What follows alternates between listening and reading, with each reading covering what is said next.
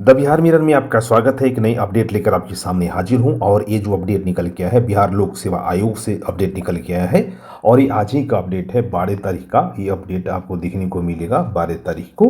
तो इसी के बारे में आपको पूरा डिटेल्स में जानकारी देंगे, वीडियो के साथ बने रहिएगा ताकि ये पूरा अपडेट आपको मालूम चल जाए। और अगर आपसे रिलेटेड नहीं है ये अपडेट तो शेयर कर दीजिए ताकि उन तक जिन तक ये इन्फॉर्मेशन पहुंचना चाहिए पहुंच जाए, क्योंकि बीपीएससी कई बार इससे रिलेटेड नोटिफिकेशन जारी कर दिया, 3 बार तो मैंने देख लिया। इसीलिए मैं इस पर लगातार वीडियो बना रहा हूं, क्योंकि ये इन्फॉर्मेशन उन तक नहीं पहुंच पाएगा। इसीलिए बिहार लोक सेवा आयोग भी लगातार इस आवश्यक सूचना के रूप में जारी कर रहा है और हमेशा अपडेट दे रहा है, क्योंकि उनको भी मालूम है कि समय रहते लोगों तक इन्फॉर्मेशन नहीं पहुंच जाएगा, नहीं पहुंच पाएगा। तो देखिए क्या लिखा हुआ है यहाँ पे। विज्ञान प्रौद्योगिकी एवं तकनीकी शिक्षा विभाग बिहार के अंतर्गत राजकीय पॉलिटेक्निक, राजकीय महिला पॉलिटेक्निक संस्थानों में विभिन्न विषयों में विभागाध्यक्ष एचओडी जिसे बोलते हैं, विभागाध्यक्ष के जो है उसका पत्रांक संख्या भी दिया है। यहाँ पे दिया है 2025 है 95 और 2025 105 2025 पत्रांक संख्या दिया हुआ है। राजकीय अभियंत्रण महाविद्यालय में विभिन्न विषयों में सह प्राध्यापक के पदों पर नियुक्ति हेतु दस्तावेज सत्यापन दिनांक 13 फरवरी को से 16 फरवरी तक होने वाला है एवं दिनांक 17 से 26 फरवरी तक निर्धारित किया गया है। तो ये अभी तक होने वाला है, 13 से शुरू होने वाला है, यानी कल ही से शुरू होने वाला है। ठीक है। और उक्त विज्ञापनों में के संबंधित उम्मीदवारों के दस्तावेज सत्यापन पत्र आयोग की वेबसाइट पर अवेलेबल है। मैंने ऑलरेडी वीडियो बनाया है, सत्यापन वेबसाइट पर जाकर वहाँ से लॉगिन करके उससे डाउनलोड कर सकते हैं। ठीक है। और अकाउंट पर और संबंधित विज्ञापन में व्यू बटन पर क्लिक करके आप उसे डाउनलोड कर सकते हैं। सबसे बेहतर होगा कि आप अपना रोल नंबर लेके चले जाइए, IUID, और किसी जो क्या कैफ़े से कंप्यूटर वाले जो काम करते हैं उनसे डाउनलोड करवा सकते हैं। सबसे आसानी होगा डाउनलोड करके, हार्ड कॉपी उसका प्रिंट आउट भी वहाँ से निकाल सकते हैं डाउनलोड करके। ठीक है। साथ ही ऑनलाइन आवेदन की हार्ड कॉपी लगाना सुनिश्चित करना होगा। ठीक है। और क्या लिखा हुआ है यहाँ पे, संबंधित उम्मीदवार विभिन्न विषयों के विभागाध्यक्ष पद हेतु दिनांक 9 फरवरी को प्रकाशित दस्तावेज सत्यापन कार्यक्रम तथा विभिन्न विषयों में सह प्राध्यापक पद हेतु दिनांक 10 फरवरी को प्रकाशित दस्तावेज सत्यापन कार्यक्रम के साथ संलग्न आवेदन पत्र का सार प्रपत्र 1 एवं परीक्षावार पत्रांक प्रतिशत एवं वांछित अनुभव जर्नल विवरण को आदि सेकेंड को डाउनलोड कर उसमें अंकित सूचनाओं को भरते हुए दस्तावेज सत्यापन में शामिल होना सुनिश्चित करें। तो ये सब देखते हुए आपको सुनिश्चित करना होगा। परीक्षा नियंत्रण है बिहार लोक सेवा आयोग का है ये, और ये 12 तारीख का है, कल से शुरू हो रहा है। और डिटेल्स में वीडियो मैंने ऑलरेडी बनाया है, अगर आप देखना चाहते हैं तो मैं इसको इसी वीडियो में ऐड कर दे रहा हूँ, उसको पूरा देख लीजिएगा ताकि जो भी इसको डिटेल्स में हो जाएगा। इस सूचनाओं में जो देखिए 10 तारीख को नोटिस जारी हुआ है, 12 तारीख को ऑफिशियल वेबसाइट पर अपलोड हुआ है, इसमें इतना ही है। अब अगले में वो आप देख लीजिए कि उसमें क्या है। देखिए आज ही का 9 तारीख का अपडेट है यहाँ पे बिहार लोक सेवा आयोग का, और लिखा हुआ है कि दस्तावेज सत्यापन कार्यक्रम। तो दस्तावेज सत्यापन कार्यक्रम चलेगा और किन में चलेगा, तो देखिए विज्ञान प्रौद्योगिकी एवं तकनीकी विभाग बिहार के अंतर्गत राजकीय पॉलिटेक्निक, राजकीय महिला पॉलिटेक्निक संस्थानों में विभागाध्यक्ष के रिक्त पदों पर नियुक्ति हेतु विज्ञापन संख्या जो दिया है 2025 है के दिया है 2025 का दस्तावेज सत्यापन कार्यक्रम का निर्देश है ये।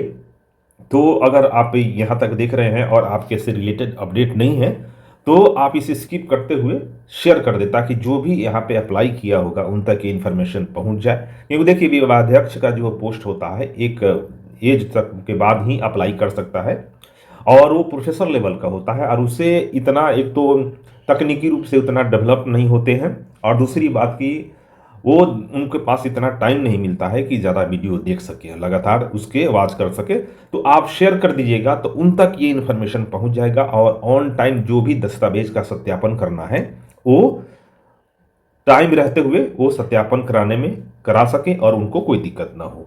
तो ये काम आप जरूर कर दें। ठीक है। और देखिए ये कब तारीख से शुरू है, सत्यापन का टाइम भी नहीं है, आप इस देखिए 13 तारीख से शुरू हो गया है। आज हो गया 10 और 13 तारीख से शुरू हो गया है। और यह विभागाध्यक्ष यांत्रिक विभाग में है, और ये शुक्रवार और शनिवार को है, 13 तारीख को, 13 और 14 तारीख को है इस विभाग में।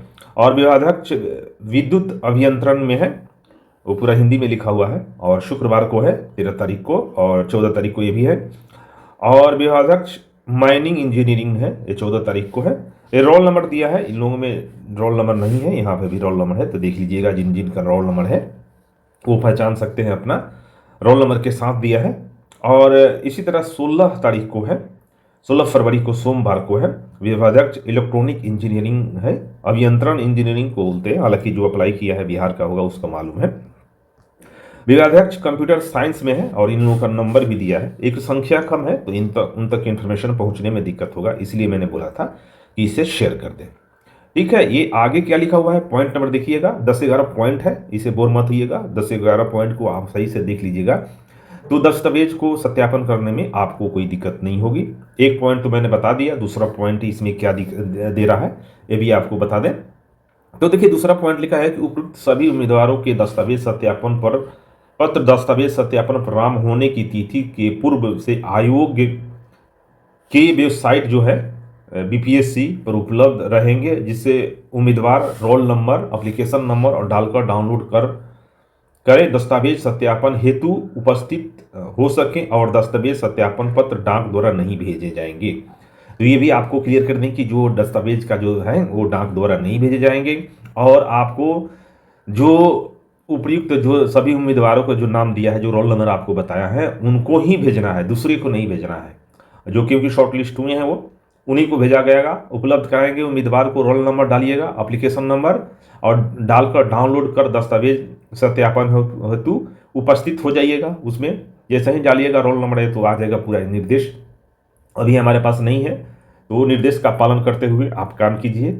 आप डाक का प्रयोग नहीं करें, डाक द्वारा भेजिएगा, आपको निरस्त हो जाएगा, ये बात भी आपको ध्यान रहे।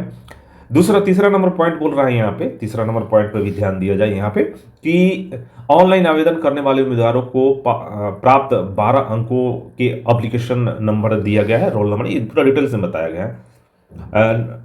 एप्लीकेशन नंबर को ही रोल नंबर माना जाए, ये भी बात क्लियर जाए कि एप्लीकेशन नंबर है वही आपका रोल नंबर है, इसे कंफ्यूज ना हो। 3 नंबर पॉइंट यही कह रहा है। और चौथा नंबर पॉइंट है कि उक्त वेबसाइट पर पत्र 1 आवेदन पत्र का सार प्रपत्र 1 आप 2 दिया है, परीक्षावार प्राप्तांक श्रेणी, प्रतिशत श्रेणी एवं विवरण प्रपत्र सेकेंड भी उपलब्ध रहेंगे, जिन्हें भरकर उम्मीदवार को दस्तावेज सत्यापन के दिन लाना अनिवार्य है। तो जो प्रपत्र है वो जाके डाउनलोड कर लीजिएगा और उसे भर कर लेके जाना होगा। प्रपत्र 1 प्राप्तांक अंकों की प्रतिशत श्रेणी एवं प्रपत्र 2 उम्मीदवारों को भर के लेके जाना होगा, और दावे से संबंधित सभी मूल प्रमाण पत्र, जो भी आप एक्सपीरियंस सर्टिफिकेट, जो भी सर्टिफिकेट दीजिएगा उसका ओरिजिनल सर्टिफिकेट लेके आपको जाना होगा। उक्त प्रमाण पत्रों की मूल प्रतियां सत्यापन हेतु प्रस्तुत नहीं करने पर उम्मीदवार की अर्हता जो अंक है उससे कम हो जाएगा, ये भी आपको ध्यान रहे। अगर आप ओरिजिनल सर्टिफिकेट नहीं लेके जाइएगा तो आपको नंबर नहीं मिलेगा, मेरिट लिस्ट नहीं बन पाएगा आपका, किसी प्रकार का अनुरोध स्वीकार नहीं होगा, ये भी आपको बता दें यहाँ पे, ये भी है। और 5 नंबर यहाँ का पॉइंट है, देख लीजिए कि दस्तावेज सत्यापन के दिन उम्मीदवार को मूल विज्ञापन एवं दस्तावेज सत्यापन पत्र में उल्लिखित अपनी योग्यता संबंधी निम्नांकित आवश्यक मूल ओरिजिनल प्रमाण पत्र सत्यापन हेतु प्रस्तुत करना अनिवार्य होगा, एवं इन सभी की एक स्वप्रमाणित प्रति भी लाना अनिवार्य होगा। तो स्वप्रमाणित जो भी है, सेल्फ अटेस्टेड, आपको कॉपी भी लेके जाना होगा। किन के लिए, तो देखिए सब दिया है यहाँ पे, आपको दिखाई दे रहा हो, ये बताने लगेंगे तो ये होगा, इसको शॉर्ट में बता देते हैं कि जो भी आपका जो एक तो डेट ऑफ बर्थ के लिए मैट्रिक का सर्टिफिकेट ले लीजिएगा, उसी के बाद 10+2 हो गया, बीए जो स्नातक जो इसमें किए हैं, मैकेनिकल इंजीनियरिंग जो भी है, आपका बैचलर जो डिग्री का सर्टिफिकेट ले लीजिएगा, और जो पीजी का सर्टिफिकेट ले लीजिएगा, पोस्ट ग्रेजुएट, और जो भी इससे रिलेटेड कोई भी आप सर्टिफिकेट है वो सब लीजिएगा, और जो 12 एवं 3 वर्ष का जो अनुभव सर्टिफिकेट है वो लीजिएगा, रिसर्च पेपर पब्लिकेशन हुआ है वो सब ले लीजिएगा, और कोई आपके पास एक्सपीरियंस है, आप हालांकि आप प्रोफेसर है तो ये बताने की ज़रूरत नहीं है, इन सब चीज़ों को आपने कई बार प्रयोग किया होगा, तो ये बताने की जरूरत नहीं। देख लीजिएगा जो भी आपका एक्सपीरियंस सर्टिफिकेट है 5 में जो इंगित है, इसे देख लीजिएगा। वो अप्लाई करने से पहले ये दे दीजिएगा, और बिहार के राज्य महिला निवासी है उनका प्रमाण पत्र दीजिएगा। और आर्थिक रूप से कमजोर ईडब्ल्यूएस का दावा करने वाले आवेदक बिहार सरकार की अधिसूचना संख्या के अनुसार उसको ईडब्ल्यूएस का भी सर्टिफिकेट यहाँ पे देने का प्रावधान है। पता नहीं एचओडी बनने के लिए आप ESW कैसे लगेगा, हमको समझ में नहीं आ रहा है, लेकिन यहाँ पे मांगना जा रहा है। ठीक है, आपको ESW का सर्टिफिकेट भी यहाँ पे मांगा जा रहा है, तो ये भी आप करा लीजिएगा। और प्रपत्र संख्या दिया है, भूतपूर्व सैनिक का है, वो भी आप देख लीजिएगा। ये सब है, ये सब चीज़ें ज़्यादा डिफिकल्ट नहीं है, आप ये सब आपको मालूम ही होगा। आपसे तो इतना उम्मीद हम कर ही सकते हैं, प्रोफेसर लेवल के हैं तो एचओडी बनना ही पूरा डिपार्टमेंट संभालने के समान है, तो ये जानते होंगे। उसके बावजूद भी आपको कोई समस्या है तो पूछ भी सकते हैं। योग्यता संबंधी प्रमाण पत्र वही मान्य होंगे जिनका उल्लेख उम्मीदवार ने पहले आपने किया होगा, मूल आवेदन के समय में जो किया होगा वही योग्यता प्रमाण पत्र जो माना जाएगा, आपका योग्यता प्रमाण पत्र माना जाएगा। जो आपने बाद में कोई जो दिए हैं उसका नहीं होगा। 6 बोल रहा है कि उम्मीदवार के द्वारा दस्तावेज सत्यापन में समर्पित योग्यता संबंधी प्रमाण पत्र के आलोक में अर्हता अनर्हता की जांच एवं एकेडमिक अनुभव जर्नल और वेटेज जो दिया गया है, जर्नल का जो पब्लिकेशन है, इसके अनुरूप हो किया जाएगा, उसके आधार पर किया जाएगा। और जो 7 नंबर पॉइंट यहाँ पे बोल रहा है कि यदि आपने आरक्षित पद के लिए दावा किया है तो ये भी आपको उसका प्रस्तुत करना होगा, उसका आरक्षण का देना होगा। अत्यंत पिछड़ा वर्ग का जो भी है 8, 3, 11 एवं अंचल पदाधिकारी राज्य सरकार के अनुसार इसको क्रीमी लेयर रहित होना चाहिए, जो ये भी है। ये भी इतना इम्पोर्टेंट इन्फॉर्मेशन नहीं है, आपको मालूम हुआ भरे होंगे। तो दस्तावेज के सत्यापन के लिए बुलाए जा रहे उम्मीदवारों की अभ्यर्थता पूर्णता अवबंधित है। दस्तावेज आप सत्यापन इसका ही समझ लीजिए कि अगर दस्तावेज सत्यापन के लिए जा रहे हैं तो आप ये नहीं कर सकते कि हमको नौकरी चाहिए, हमने आया है, उस आधार पर आप नहीं कर सकते हैं। यथास्थिति में यथासंभव आवश्यक निर्णय लेने का अधिकार जो है वो सुरक्षित है कि आप हमने सब आपको डॉक्यूमेंट दे दिया है तो हमको बुलाया जाए हमको या बनाया जाए, इस तरह के आप दावा नहीं कर सकते। मोटा मोटी ये इसमें यही कहा गया है। और अगला पॉइंट यहाँ पर देख लीजिए, ये लिख रहा है, बोल रहा है कि सभी उम्मीदवार अपने दस्तावेज सत्यापन के जो दिन है, जो आपका जो डॉक्यूमेंट वेरिफिकेशन के दिन, अपने जो ओरिजिनल सर्टिफिकेट लेके और फोटो पहचान पत्र और मतदाता पहचान पत्र, Aadhaar card, PAN card, driving licence आदि मूल में से किसी एक का आपको लेके जाना होगा, अनिवार्य रूप से लाना होगा। अपना पहचान सोच लीजिए कि अपना पहचान के जो भी कागजात है इसमें से कोई आप लेके आइएगा। संबंधित उम्मीदवार उक्त दस्तावेज सत्यापन कार्यक्रमानुसार आयोग के निर्धारित दस्तावेज सत्यापन हेतु समय के 1 घंटा पहले उपस्थित हो जाइएगा तो बेहतर रहेगा। यहाँ पे 1 घंटा पहले आने की बात की है, कहा गया है।